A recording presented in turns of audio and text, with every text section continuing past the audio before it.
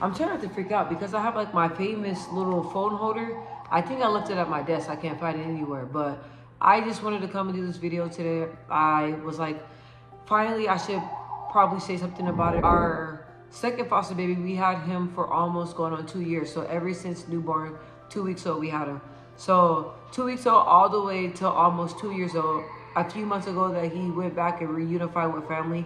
So I I kind of prepared myself that he he was gonna reunite, but it was so close to adoption, and I just felt like if we would have pressed the issue or like maybe got more support or like pushed for things, maybe it would have went in our favor.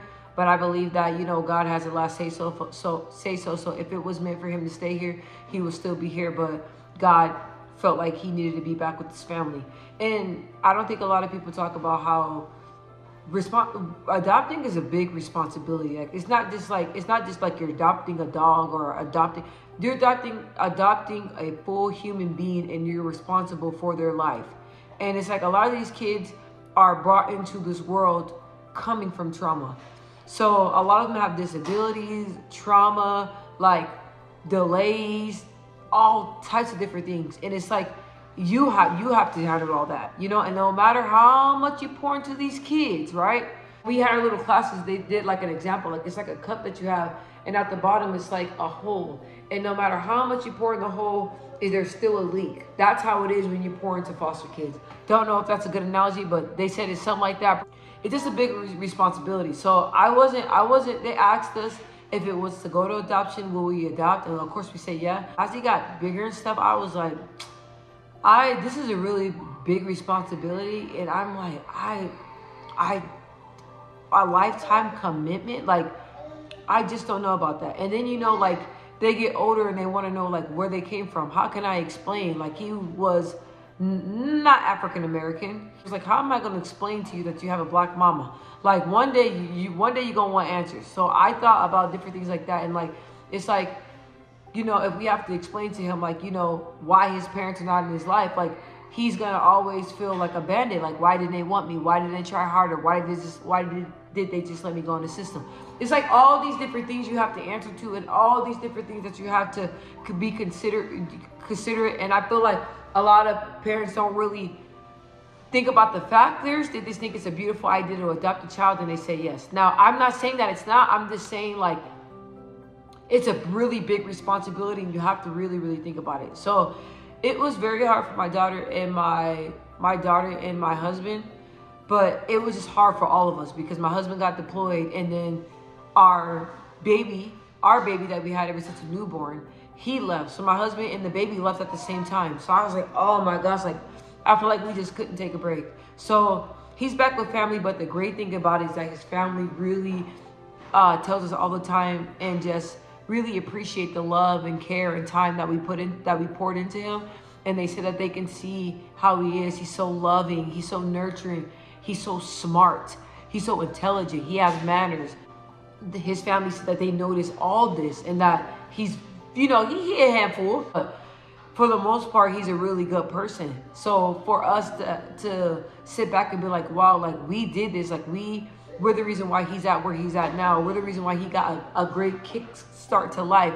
Even though when he came into this world, he had a very, very hard 6 months of his life, but he got through. He's doing better. He's smart. He's walking, talking, eating, being bad. So to know that we contribute to that, that's a beautiful thing. And that's why I wanted us to continue to foster, because I feel like our household, we're a really good foster family, and we really pour into these children, and we really shower them with love, and we treat them as if they're our own. A lot of other foster homes, they're not like that. They treat the kids differently depending on, color. Like, I hate to say that, but it's just, they're not all foster families are good families. So a lot of the parents that we deal with, they appreciate us because they know from talking to us and dealing with us and everything that we're good.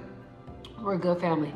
So it was really hard for me, and I cried about it last week. Like, I was like, man, like I just was in this house and just picturing him like running around, and I don't want to get emotional now, but picturing him in the house running around, talking, walking, like that was my baby. I'm not gonna lie, that's my baby. Like, I was there when he was born. I was waking up all hours of the night. I was taking him to doctor's appointments. I was there when he was screaming and crying and in pain.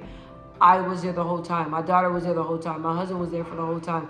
My mom was there for the whole time. At the time, we all felt like it wasn't a good fit. And we all felt like him being back with his family was the best for him. And his family really wanted him, and they really worked hard to get him. So, and after talking to his family, I was like, okay, yes, like they really love him, in like, because at first I was like, like, oh no, we going to court, we doing this, we doing that. But then after I talked to his family, I'm like, yeah, no, like his family loves him, his family wants him. And after talking to them, I had a change of heart. So, and what also makes it easier is that we talk to the family all the time. We get to see pictures, videos. They're always asking us questions about him. They're always having us very involved. They're very thankful. You know, sometimes we FaceTime. I don't try to FaceTime him all the time because I know that he's still adjusting. And I know that he was with us. Like, we're all he knows, you know? So I don't really get involved like that because I don't want him to be confused, and I want him to adjust to where he's at. And then later do FaceTime visits, go out there, visit him and different things like that. But it's like he needs to get comfortable with his family, building a foundation, building relationships with them. And then later on, then I will come, you know. But I know that he was having a hard time transitioning because all of us did. It was a really, really hard thing. I see why a lot of people say, I don't want to do foster care because if I have a child and I have to give them up, it's going to be the hardest thing. Now, it is really hard, and it's like you grieve. Like, I've been grieving a loss because, you know, like, he's my child. We had him for a very long time, and my daughter still, you know, talks about him, loves him. Same with my husband. Like, he will forever be our family. But after talking to the family, they're still willing to allow us to be a part of his life. So that's a great thing. So it's not like we ever left. Like, it's not like we really left him because I constantly talk to his family all the time. So after 2 years, almost 2 years, yes, he went home. No, like right after he went home, we found out that the case went to adoption.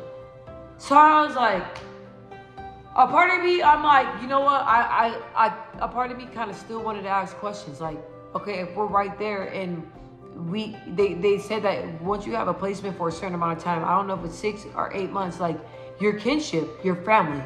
So the same rights that his family has, you have. But I don't even know if that's even right in this case because we had him for the longest time. You would think we'll have more leeway and more say, but we didn't.